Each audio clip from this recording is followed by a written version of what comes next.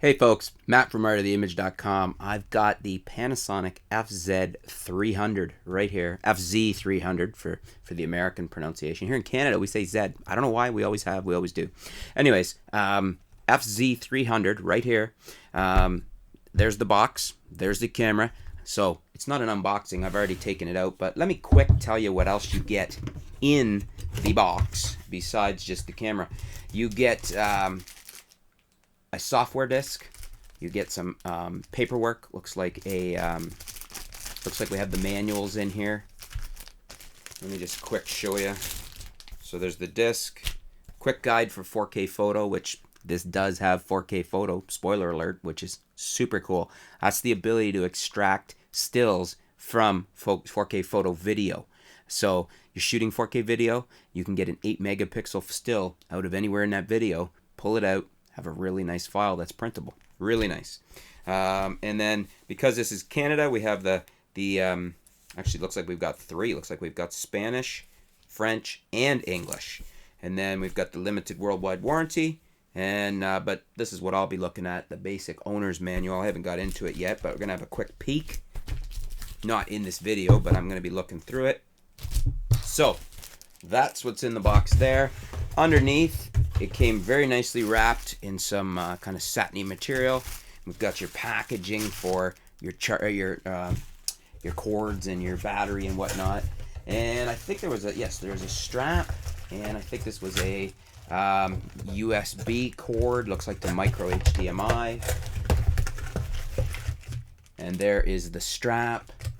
I think there's even a little lens tassel. Yeah, there is right there. I think that's what that's for. So it's either a wrist strap or a lens tassel so you don't drop your lens. In any case, I don't usually use those. I'm bad because I do have a strap on my G7, which I'm shooting this video with right now, so I can't show you.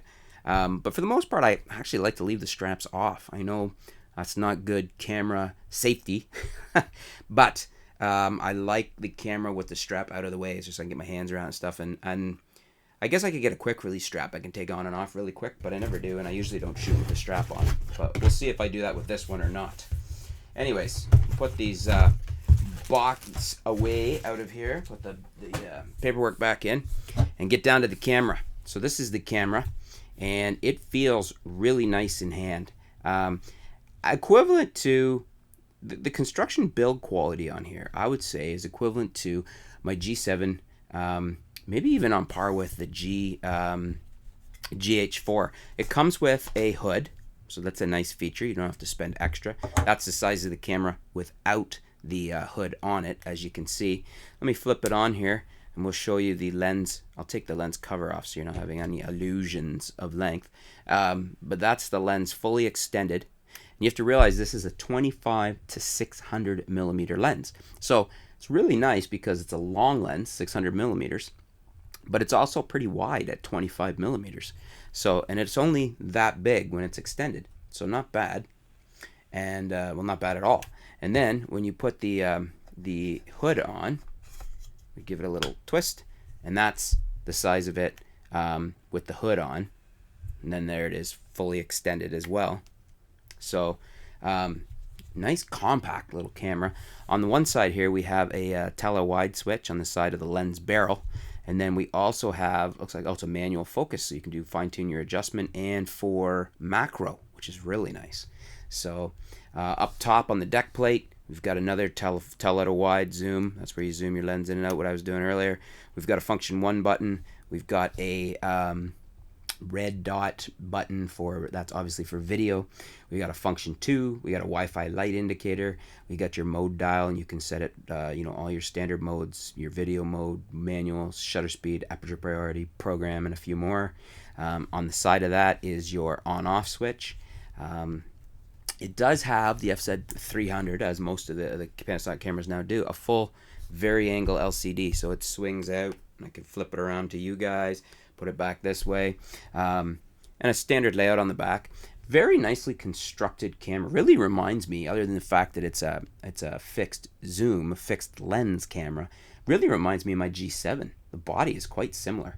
Oh, I know what I missed. Pop-up flash right there. So nicely incorporated. And if we close this, zoom this back in, the camera takes, on the bottom here, you have your memory card. And I've got a 32 gig Transcend card in there. And then we have the battery, which is a BLC 12PP Panasonic. So that is a fairly common battery. I know I've had other cameras in here that it shares it with. Might even share that with the G7. I'm going to have to double check that now that I think about it. Anyways, fit and finish, beautiful, very nice camera. I'm really impressed with the build quality, the fit and finish. I love that it has your swivel vari-angle LCD. It does 4K, fits nice in the hand. It has a constant aperture 2.8, so that is pretty impressive. That's one of the reasons why it might be a tad bit more expensive than some of the other super zooms out there that it's competing with, but they're not really good competitors, or they can't compete, because this is a constant aperture f2.8, so all the way out to 600 constant aperture. It's pretty killer. Let me just double check here that I haven't missed any features we need to tell you about. It has image stabilization. I believe it's the IBIS image stabilization. It's 1.52 pounds, so that's the weight of it. It has a 12 megapixel sensor, and as I mentioned, it's got that 25 to 600 millimeter lens, but it's 24 times zoom, so that's what that's equivalent to. It's a 1/2 sensor, and it is a constant f2.8 aperture, which is totally awesome. The viewfinder on here is no slouch either. It's a OLED 2.36 million dot viewfinder, so you don't get much better than that, folks. That's a pretty darn good viewfinder. It does do 4K video, as we mentioned, and it does the 4K photo, so you can extract a nice photo, 8 megapixel photo from a clip of video. The autofocus system is no slouch in this thing either. It uses the depth from defocus technology that is on Panasonic's GX8, on the GH4, on the G7, on all the higher end cameras, and that's pretty stellar technology. It is fast, blazingly fast, and super accurate, as I can attest to from using my G7. The 4K video, I'm looking forward to trying that out. This isn't a 1-inch sensor. I believe it is a 1 over 2/3 inch sensor. So we'll see how that impacts the video. In good light, you probably won't notice a lot, but in dimmer light, that's where you may see a difference. But I'm really excited to try it out. And oh yeah, water resistant. Not too many super zooms out there that are weather sealed super zooms, and this thing is weather resistant, so pretty cool in that sense.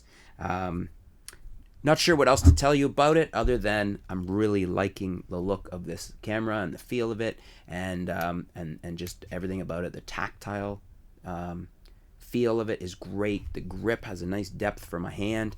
And I'm really excited to get this into the field and do some shooting with it and try it out.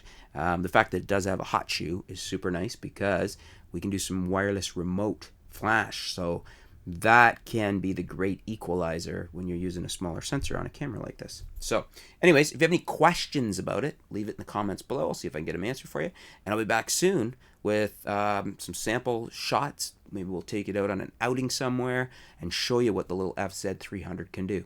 Thanks for tuning in, folks. Stay tuned. We'll be back soon here at artoftheimage.com.